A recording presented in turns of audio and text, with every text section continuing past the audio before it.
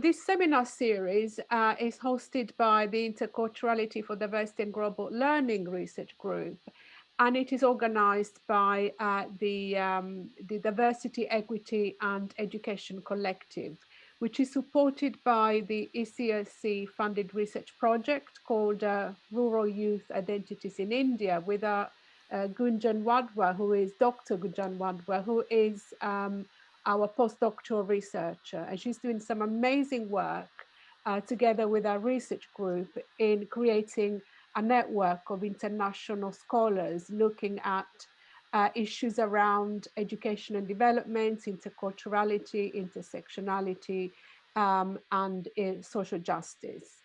And this network is comprised mainly by international scholars, but mostly PhD researchers, postdoctoral, and early career researchers. And what the collective is trying to do is to promote interdisciplinary research around the theme of decolonization and social justice. So some of the themes are nation, gender, citizenship and identities, agency, resistance, social movements, intersectionality and interculturality. There is a long list of different themes, and all really revolving around this notion of social justice. Next slide, thank you. So this is an open research seminar series, and it will take place every Thursday of term time between 1 p.m. and 2 p.m. In using Zoom. And so this is really to create an interactive space for, it's meant to be very inclusive. So we would like to see postgraduate students, doctoral researchers, early career researchers, but also more established scholars, research practitioners, but also our colleagues from schools as well, from our partnership schools. So it is meant to be an inclusive platform to share ideas and research. And it is meant to be supportive, collaborative, and a relaxed environment where we can create a platform for discussion. So if you'd like to join the collective, you can email Dr. Gunjan Wadhwa at this email address. And so today we're going to start with a very exciting talk by Sulaiman Haqpana. Sulaiman is one of our doctoral researchers. He's in his first year of his doctoral research with us at Brunel.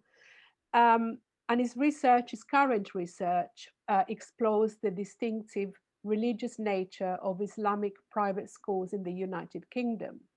But today he's going to talk about something different.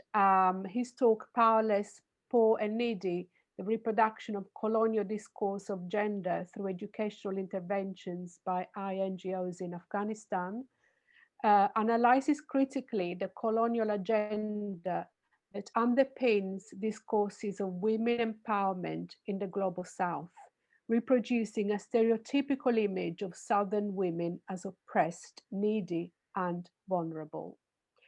Just a few words about Sulaiman. Sulaiman is a BA in Global Politics and International Relations from Birkbeck University, and an MSc in Social Policy and Development from the London School of Economics. He's also the winner of the London School of Economics Richard Titmuss Award for Outstanding Dissertation. Sulaiman has 7 years professional experience working for the United Nations Development Fund for Women, the United Nations Assistance Mission in Afghanistan, and International Rescue Committee. So this talk will last approximately 20 minutes. Is that correct, Sulaiman? Around 20 minutes? I think or a bit longer. up to half an hour or 35. Half an hour, yes, no, fair enough. So about 30, 35 minutes. And this will be followed by a Q&A session. And we aim to finish by 2 p.m. So I promise we'll be finished by then. So it is my pleasure to introduce Sulaiman, and looking forward to your very exciting talk, Sulaiman. Thank you. Yeah, thank you very much, Juliana, and good afternoon, everybody. Very welcome to the very first talk of DCOL. I hope you enjoy this presentation. The title of this presentation, Powerless, Maybe the Reproduction of Colonial Discourses of Gender Through Educational Intervention by International Non-Government Organization in Afghanistan, derived from a series of conversation with Professor Maria, who is fortunately my supervisor, and Juliana, and I'm very thankful for their support and feedback in all my work up to now. Uh, but the research itself is based on my research for my master's thesis, and as well as a sort of my reflection of my 7 years of experience working for different non-government organizations in Afghanistan. I would start with the aim of the presentation. Through this presentation, I have two fundamental aims. One, to highlight some of the theoretical aspects of theorization of post-colonial discourses, and as well as to bridge between what the theories of post-colonial argues, and as well as what I find in my research in relation to the intervention, the educational interventions of I-NGOs in Afghanistan. I also like to briefly express the collaboration between the discourse of feminist or feminism, as well as the role of NGOs. And briefly, I will touch on the theories of empowerment through which I did this analogy of my research. On the empirical section, I would study the case of two I-NGOs in Afghanistan. On one hand, Bangladesh Rural Advancement Committee, and on the other, Canadian Women for Women of Afghanistan's Educational Intervention, as a means of women empowerment in Afghanistan post-Taliban era.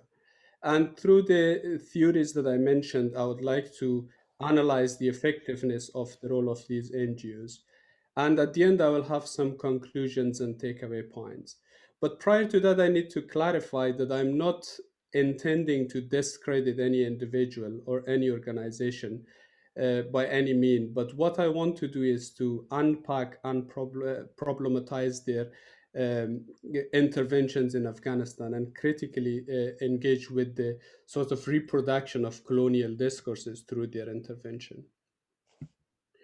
I would like to begin with highlighting some of the post-colonial studies in terms of this realization of a hegemonic global effort in production or reproduction of colonial discourses by the global North through a picture of the global South.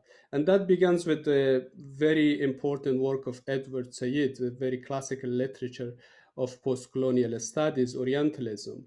At the same time, it's more the work of Spivak, Gayatri Spivak as well, Candace Belton Speak, who raised these issues, a sort of general effort of post-colonial studies.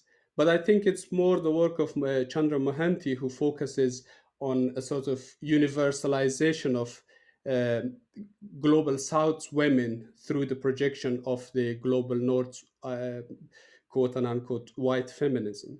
So what Mohanty argues in her very famous article Under the Western Eyes is that she argues that the women of the global South are universalized through the lenses, discourses, and texts of the global North. So here, my central commitment is to bridge between this argument or this theorization of Mohanty, and as well as I find in my uh, research for this project. Uh, on the other book, which is Feminism Without Border, Mohanty again argues, what I wish to analyze is specifically the production of the third world women as a singular monolithic subject in some Western feminist text. So here I want to clarify as well that I do not intend to generalize all Western or Northern NGOs as being the outcome of a post-colonial discourse.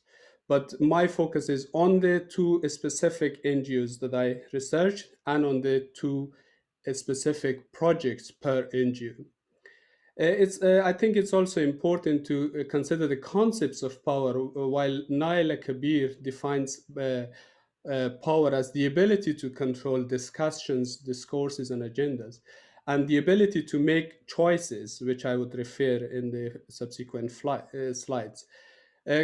Conversely, for Kabir, to disempower it means to deny these choices or deny the ability to control these choices and discussions. Um, Again, for Kabir, empowerment is not an outcome, it's a process, it's a continuous process of change within the individuals who were denied to make choices, acquire such an ability to make choices. Now I move on to the very famous book by Dobre Ellis, who is the founder of the very NGO that I did the research on, Canadian Women for Women of Afghanistan. And she is currently a well-known patron for this NGO as well. So Dobre Ellis, post-Taliban era, produces this literary fiction or novel called The Breadwinner. Very briefly, The Breadwinner is the story of an 11-year-old girl called Parwana, who becomes the breadwinner of the family by turning her physical appearance to a boy rather than a girl. And what I want to illustrate here is that the power of such a reproduction of colonial discourse, I would call it, as Dobre Ellis is picking up one single story, and through that story, it has been universalized. The discourse of Afghanistan's women has been universalized as poor and needy and powerless. In a research done by Sensei and Marshall, missionary girl, they argue that Ellis relies on colonial discourses to represent girls and women in the East as poor, uneducated, constrained, and in the need of rescue from those in the West. So I need to clarify that this is not the only novel in post-Taliban era of Afghanistan that has been produced. There is a series of books and literature which I would say the Western feminism or universalist Western white feminism has produced a particular image of the women of Afghanistan through such projection. I mean, this is a very famous book. It has been uh, widely published and translated in different language. So we can see the power of such a single story in a way crystallizing or identifying or reproducing the picture of women of Afghanistan as based on this story. And I would also like to mention that Dobra Ellis is not the only individual who does this. There are lots of other feminists and writers and activists who has done it. For example, Sally Armstrong is one of the patron of the same NGO that I focus on, and she has written extensively. And also, Dobra Ellis hasn't focused only on Afghanistan. It's a sort of global attempt towards the southern countries. She has written about the stories of Iraqi boys. She has written about the Palestinian girls and so forth. And even in terms of Parwana, there are 4 books of the same story, based on the same story. So in a way, this shows the power of reproducing such a particular image through literary fiction. In terms of the NGOs and feminism, there has been a direct link between the rise in number of NGOs and the feminist discourses overall. And then there has been a shift from socio-political movements of feminist efforts towards more professionalized and bureaucratized NGOs targeting women agenda, either directly through a human rights approach or through development approaches, which women agenda would be one of their program or projects. This shift, the transition from movements to projects, is called the NGOization of feminism, a term by Sabine Lang. However, this NGOization of feminism has got pessimistic and optimistic views. So, in terms of pessimistic views, Rowe, for example, argues that NGOization in a way depoliticized the discourse of feminist efforts. And in a way, it's a hazard facing the movement, the mass movements. And NGOs, he argues, are elements of imperialism which undermine social contracts between citizens and the state. And on the other hand, the scholars like Saida Hodzic argues that this idea that NGOization depoliticized women effort is flawed, and therefore NGOs are hybrid form of grassroots civil society and third sector, and they are active agent of the neoliberalism. So through the case study, we could see that which arguments could be testified. In terms of the theories that I used for my understanding of the role of I-NGOs in their educational intervention in Afghanistan, I focused on two theories. One is Stromquist, transformative power of education, and as well as Naila Kabir's theories of change or measuring women empowerment. So in terms of Stromquist argues that education is the key to women empowerment, both in terms of formal and informal settings. However, she argues that due to multidimensional aspect of education, as well as the purposeful and transformative power of education, it empowers women from different cognitive, psychological, political, and economical dimensions. So she argues that in terms of cognitive, it gives individuals self-esteem, confidence, or self-confidence, and in terms of sociological, or I could call it psychosocial aspect, it gives dignity and community respect and prestige. While in terms of political aspect, it will give the individuals the power to understand their political rights, to vote, or to represent other women in general. And economical, of course, a better livelihood and sustainability in a better job market.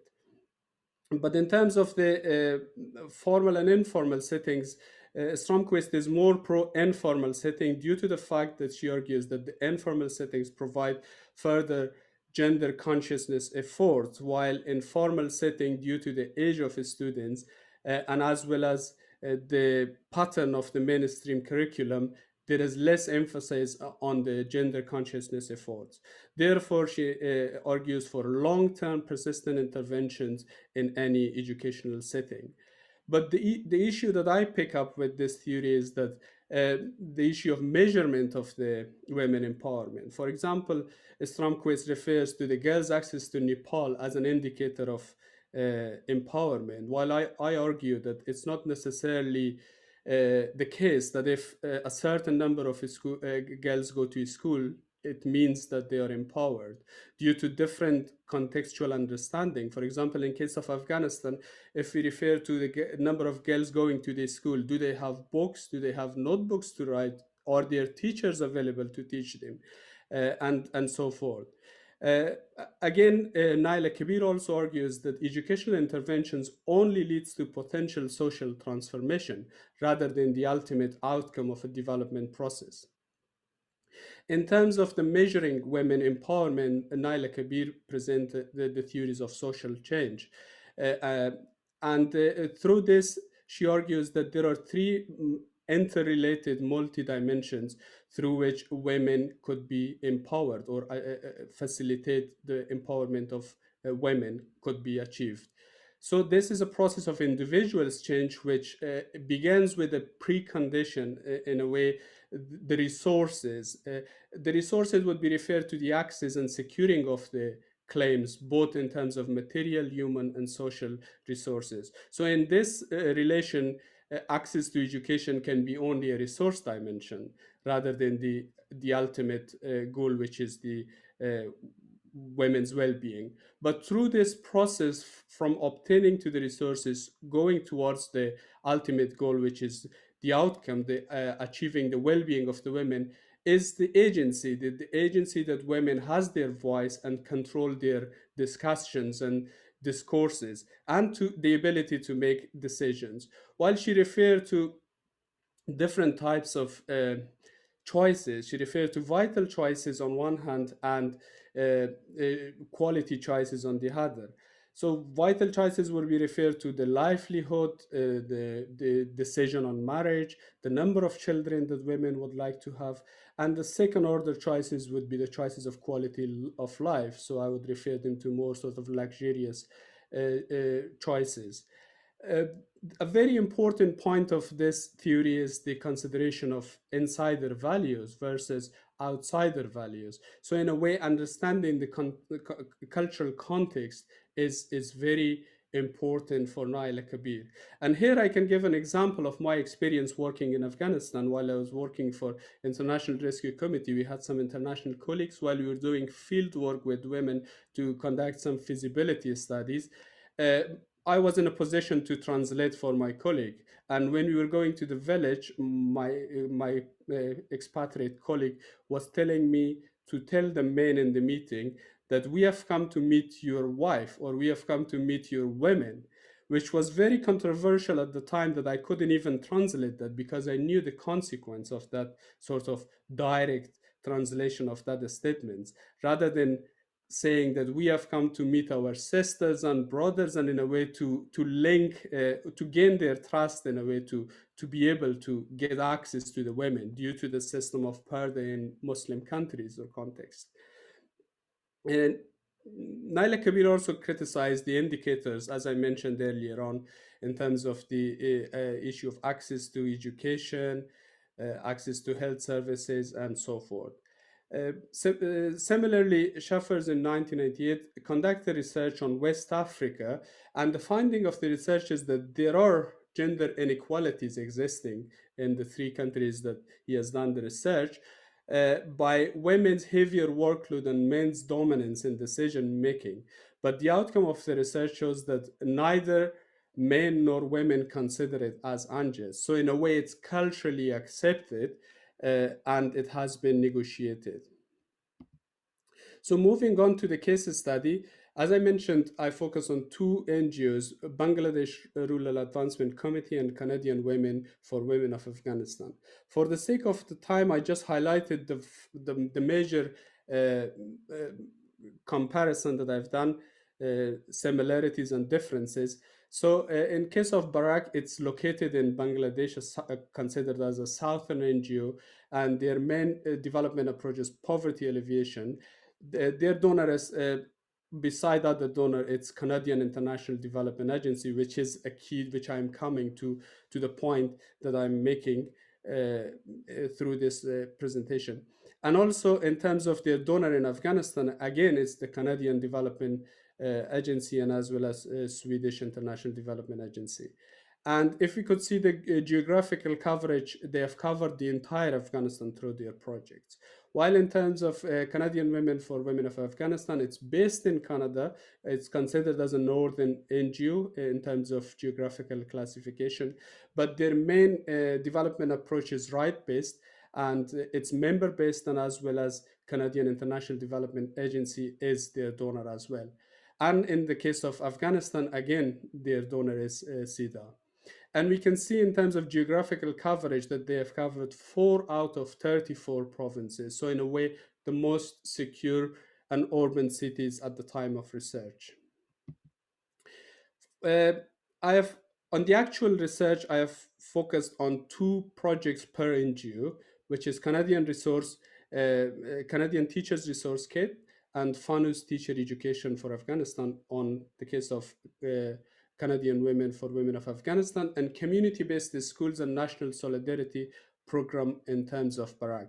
But for the sake of time, I will only focus on the 2 projects in total, 1 per NGO, the top ones.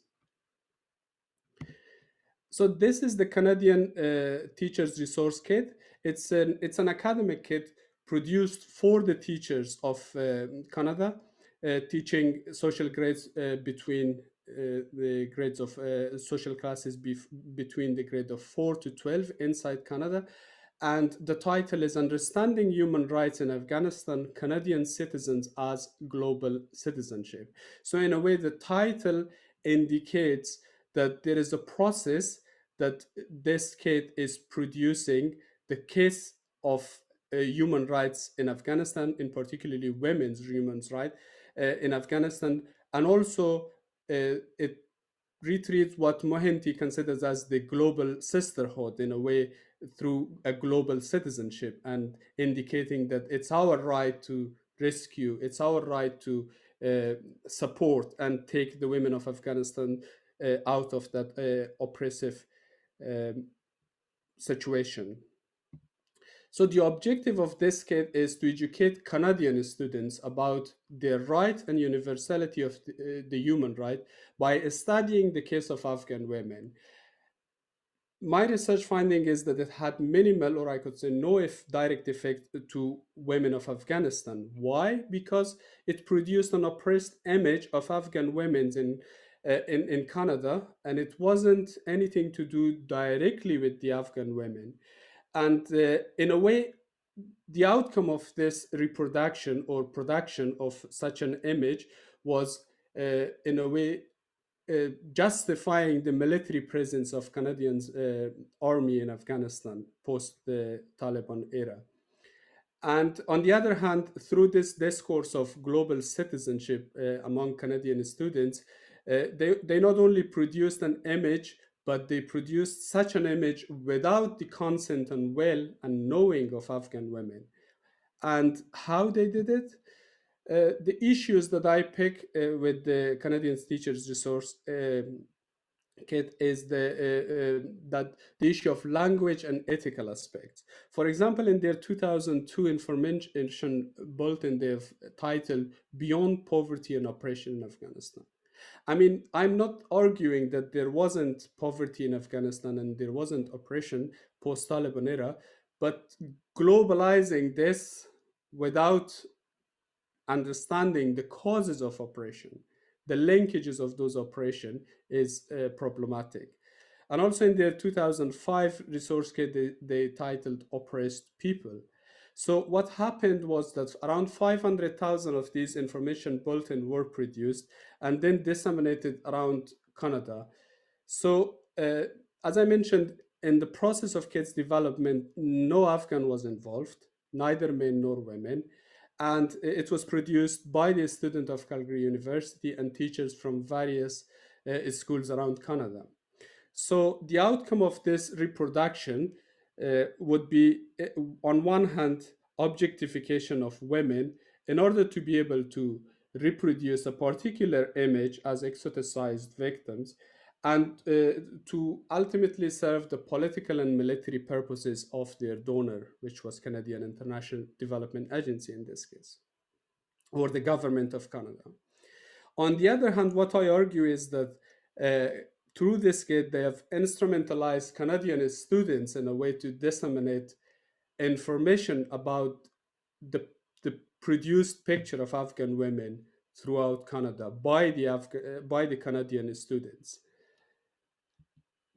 This is the example of community-based schools established by BRAC outside Jalalabad city in Afghanistan, just as an example. So the objective of this project, community-based schools, was to increase girls adolescents to access education, and as well as to create more jobs and employability for women, to build their capacity and different leadership skills, and provide them with management trainings. One of the fundamental objectives of this project was to change the general perception about the girls' school.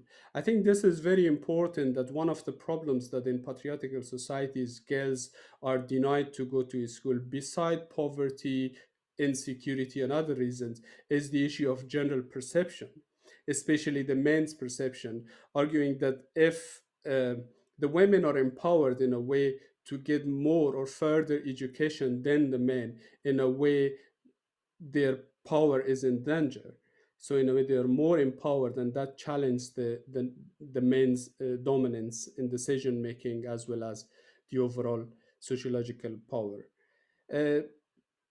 Again, the research finding indicates that this project was more successful and effective. Why it was more successful is because that prior to their departure to Afghanistan, BRAC sent a fact-finding mission in 2002. And what they do is that they do certain feasibility studies through which they find out that what is needed in the country is accelerated learning programs for 10 to 19 years old, and also normal educational prevention, mainstream educational prevention for the girls aged 7 to 9. So the issue of the accelerated learning program is very vital in case of girls in Afghanistan, because during the Taliban era there was no girl in any school, unfortunately, and due to the age rise and drop off from these schools and civil wars, and particularly the oppressive regime of Taliban, the age of the children, the girls, rise while they were behind from the mainstream schooling. So what the BRAC find that the best option was to reintegrate girls into the mainstream educational services through accelerated learning program, which community-based school is one of those projects. So overall, out of 4,025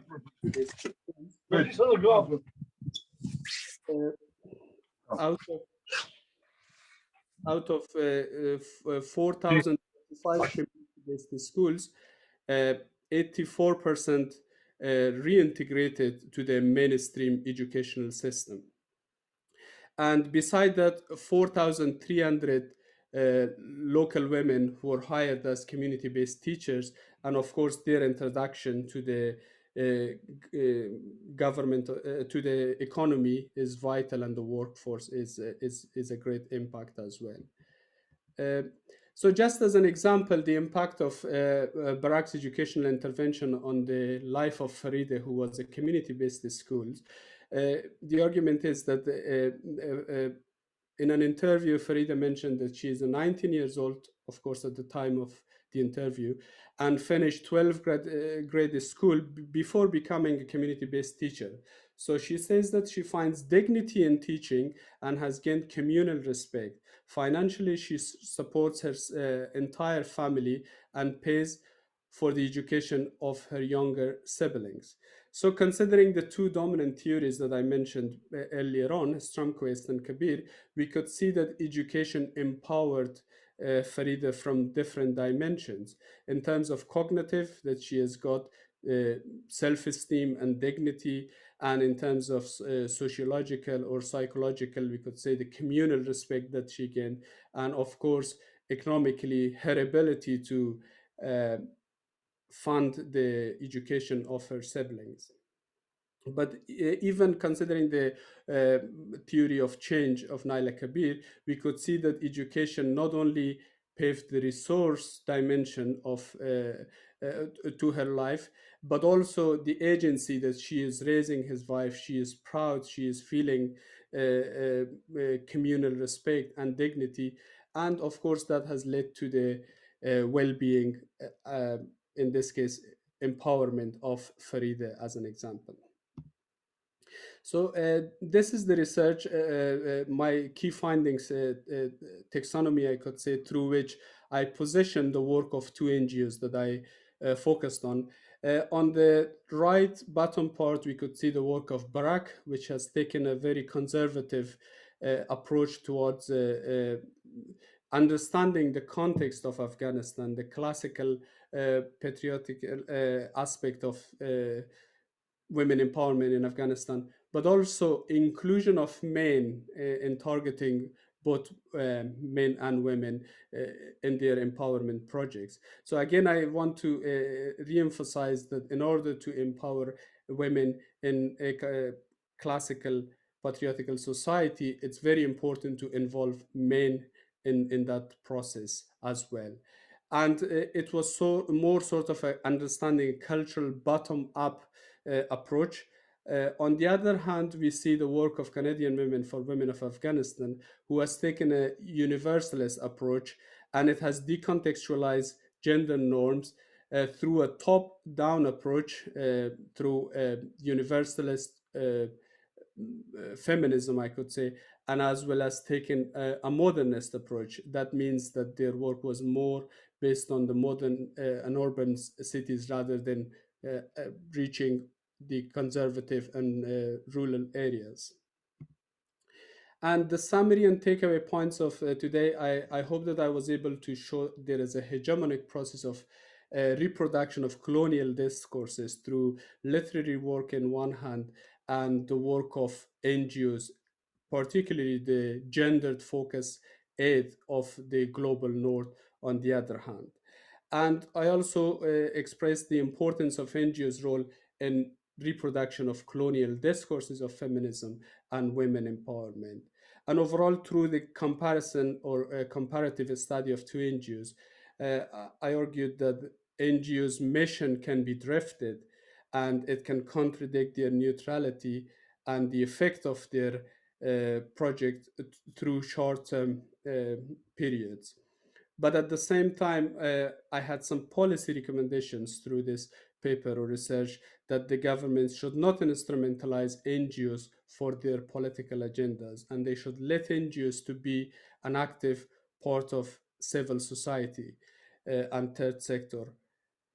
Uh, I also showed that education in itself, as a way of intervention, can can be contested in a globalized world.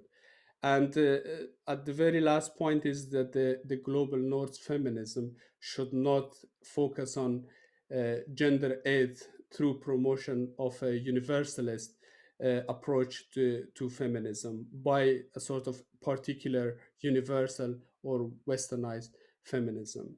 And I would like to stop there, and I would like to thank everyone for joining, and I would be happy to take any questions. Thank you. So, thank you, Suleiman.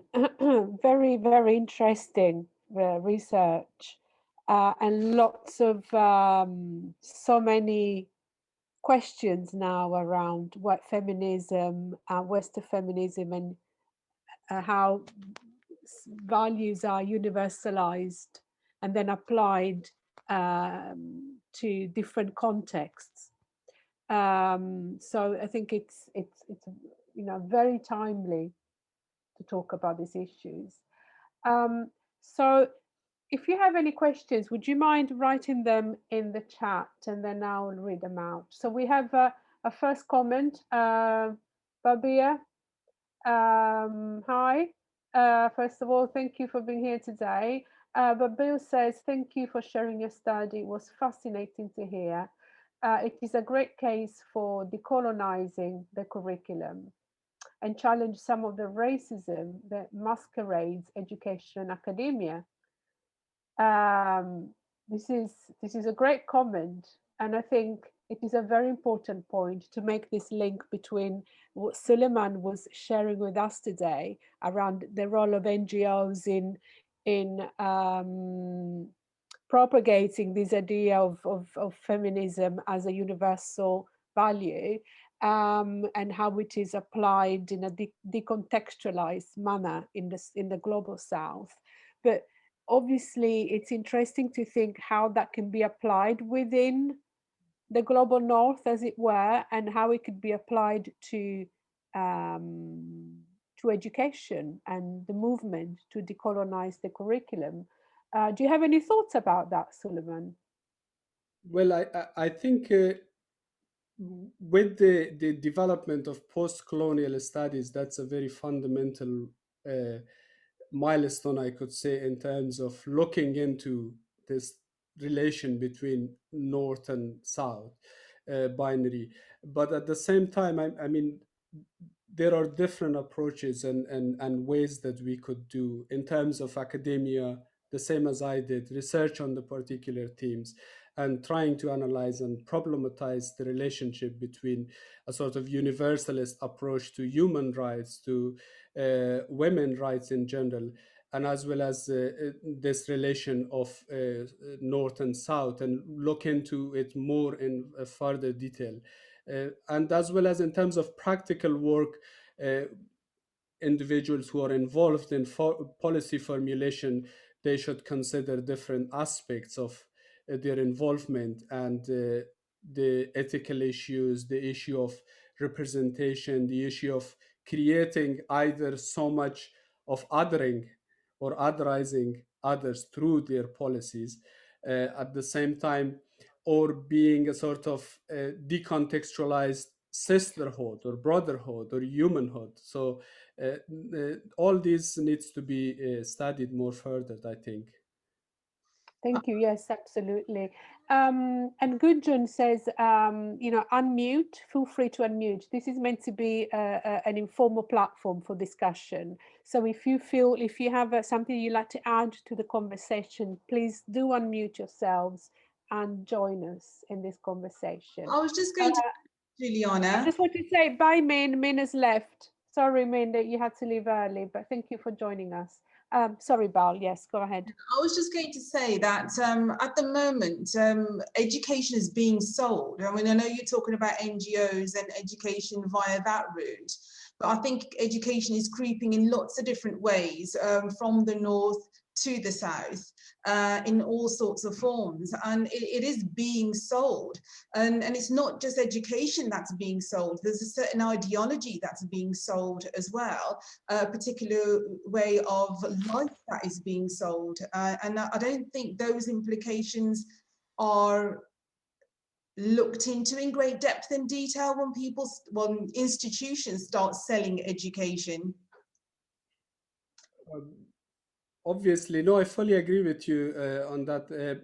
But my point is that definitely there is a process of selling and buying. And what needs to be done is, in order not to have the power of selling, we have to create our own products. And in this case, curriculum, in this case, the educational infrastructure within the country. And what Naila Kabiz argues, that empowerment is not a process to be given to somebody, to be exported to a nation, but it's a process of paving the way and facilitating the precondition and through the resource dimension that she is arguing, in order to enable the individuals to get empowered within themselves. And this can be at a national level, at an individual level, and at a geographical, regional level. But of course, when it's produced and exported, one has to adopt it.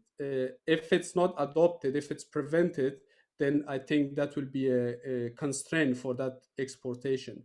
But we also see the power of not only exporting the educational or curriculum directly to countries, but in a way picking up on stories and documentaries and cinematic work of one particular third world or so-called southern country, in order to bring it back to home, produce the picture that we want to produce, and then utilize that picture in different ways. So I mean, it's very challenging and very problematic.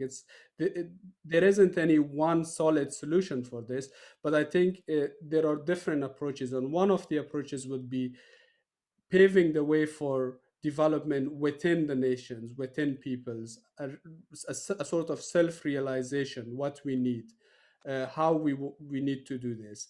And the same issue with the decolonizing the curriculum in general. Thank you.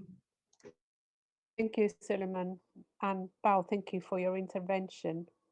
Are there anyone would like to add anything to the conversation?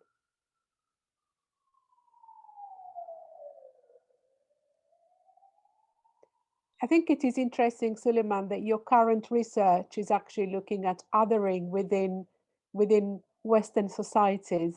How your thinking is moving forward. I have the pleasure to be one of your supervisors with Maria, and it is exciting to see what you are doing with this notion of universalism and feminism, and how you're looking at how othering, the dynamics of othering, working within Western societies, and how you are using these theoretical tools and the fundings of your research to move on and to inform your current doctoral research. It is very exciting. So we have a comment here.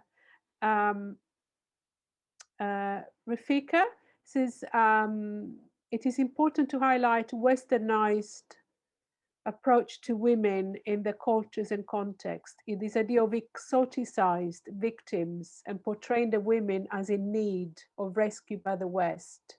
And this is something that took my attention greatly.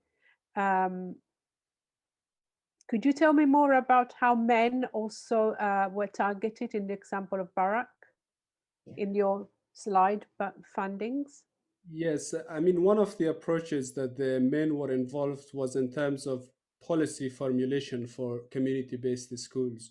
When they went in Afghanistan to do the fact-finding mission or feasibility studies, they also interviewed men in order to ask what is needed for the empowerment of women. So in a way, men were involved in the process of policy formulation, but as well as there were a huge number of men being the community-based school teachers. So it wasn't only the women who were hired, because in some part of Afghanistan, due to insecurity, women wouldn't be allowed to be able to teach in a school due to insecurity, as I mentioned. So men were involved in policy formulation, they were involved in the employability of workforce, but as well as overall their approach was involving or inclusion of men either directly or indirectly. As I mentioned, their approach was that when they were going to the field to conduct interviews, they weren't saying that we have come to meet your women only. So their approach was, first of all, creating a link by saying Assalamu alaikum, which is written on one of the literature in regards to BRAC's mission. So in a way, that creates a bond, a cultural bond, that we have come to see what problems are there, what we want to hear to you from you as well. So your voice is important as well.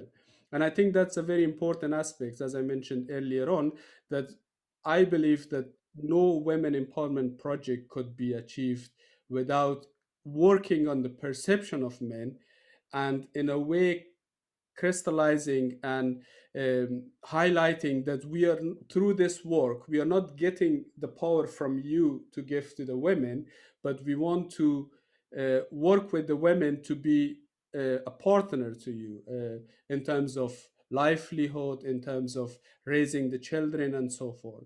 So that was the approach of BRAC in this relation.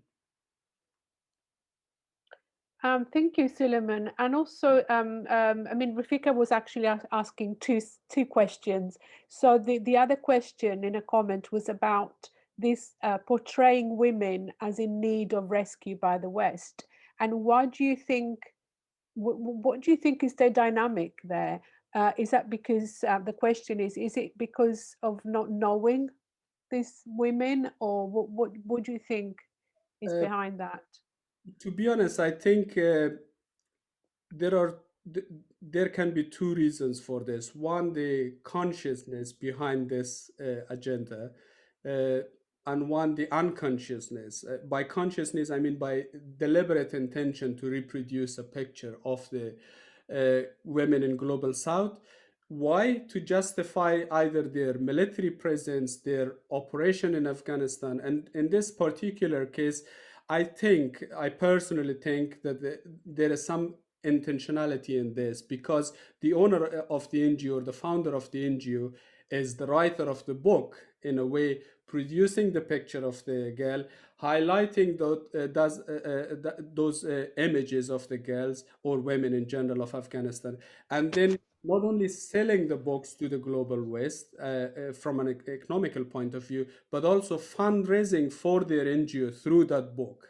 So there has been events, book launches, and certain other events that the same writers and novelists who has gone to Afghanistan, produced picture and image, has not only sold their books, but also fundraised for their feminist agendas of their NGO through the reproduction of this specific books and literature that they work. So there might be cases that individuals who go there, they don't think about understanding the contextual, or the need for understanding the contextual elements of their work. This has been not a new thing. That's why Edward Said's focus on the issue of Orientalism, and how the Western philosophers and writers portray a picture of Orient, and that's I can refer back to the age of empire, and that's where it's coming from. So it's not something new. It has got a historical trace, I would say. specifically in terms of the intentionality. And also Chandramounty has a model of feminism or feminist as explorer, in a way that they go into the other countries to explore things, and that's how whatever they see, they portray that without the consent and willingness of the people in global north. And just to clarify, this distinguish of global north is and south is more metaphorical rather than geographical, because that would be a bit problematic if it was geographical. Yeah, this is a very important point. Thank you, Sulaiman, for Sorry, that. can I just ask a question? I know I wrote that one Yes. on the Yes, comments, yeah, but Najwa. Yes, I have thank another you. one. Yes, you can ask. Yeah. Okay. Do you want to ask the first? Well, you go ahead. Okay. So you spoke about the Western lens of empowerment, and your research is very close to my research, so we have lots of common themes. Have you asked any of the Afghan women of their perception of empowerment and what they believe to be empowerment? Right. I do have an understanding of their perception of empowerment, but not specifically for this project, because this was a research project based on disc study and documentary analysis.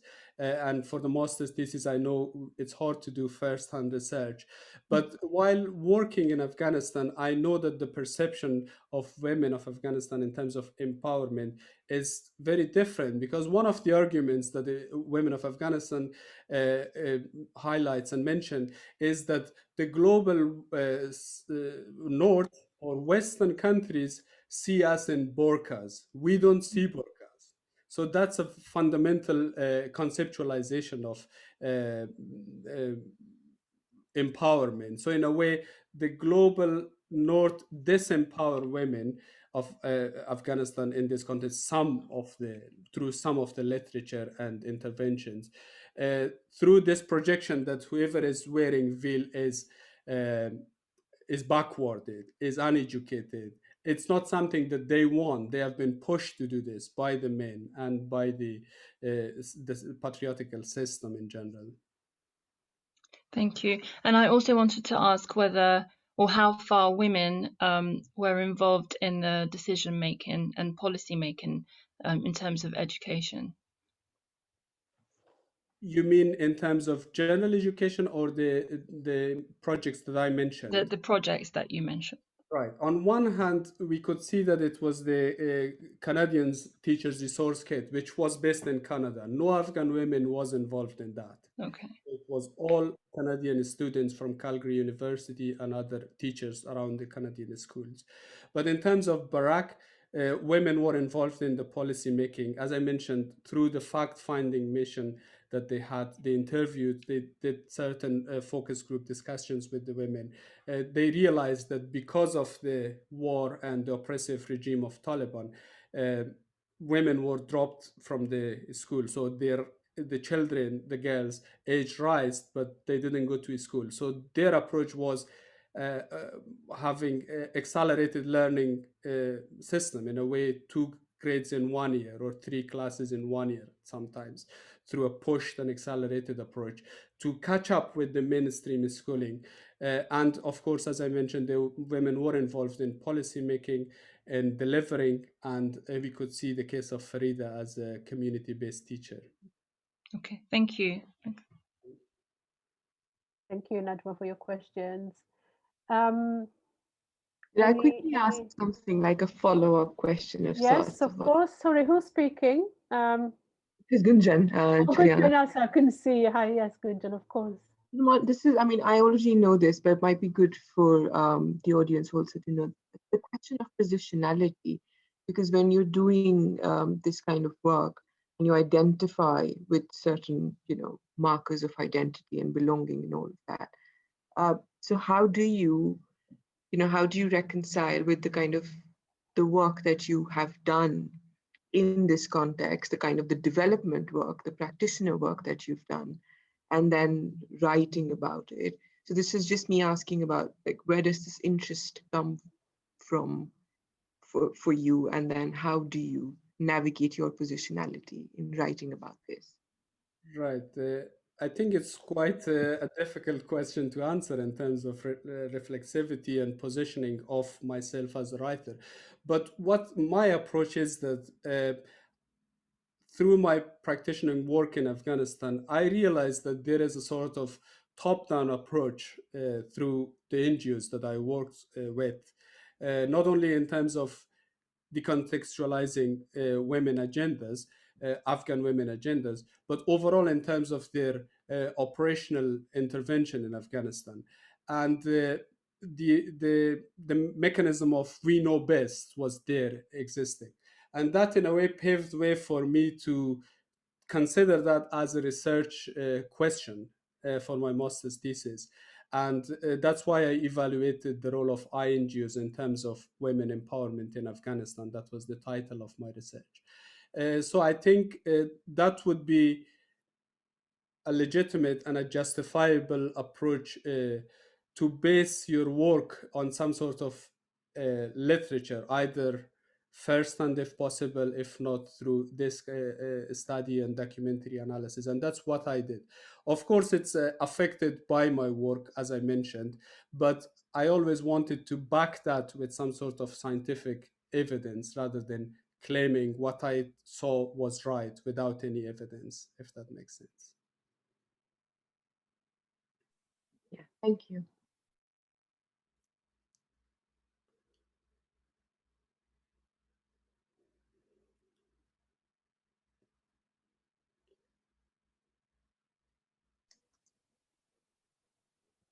Sorry, I was muted. Are there any further comments?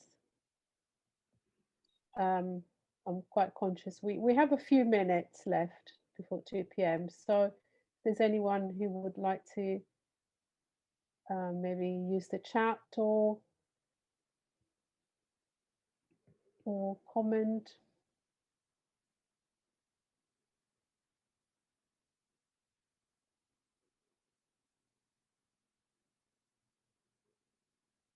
Okay, well, I think then if there are no further comments, we can wrap up this very interesting seminar. Thank you, Sulaiman, for your presentation. It is very stimulating, lots of different questions, you know, particularly the last one around self-reflexivity and how you position yourself as a writer. I suppose you could do a whole PhD research on that. So, you know, you managed to answer really well, a very complex question. So thank you again for your presentation. It's just Gwen writes a comment. Lots to think about as we consider our work on decolonizing, repairing the curriculum.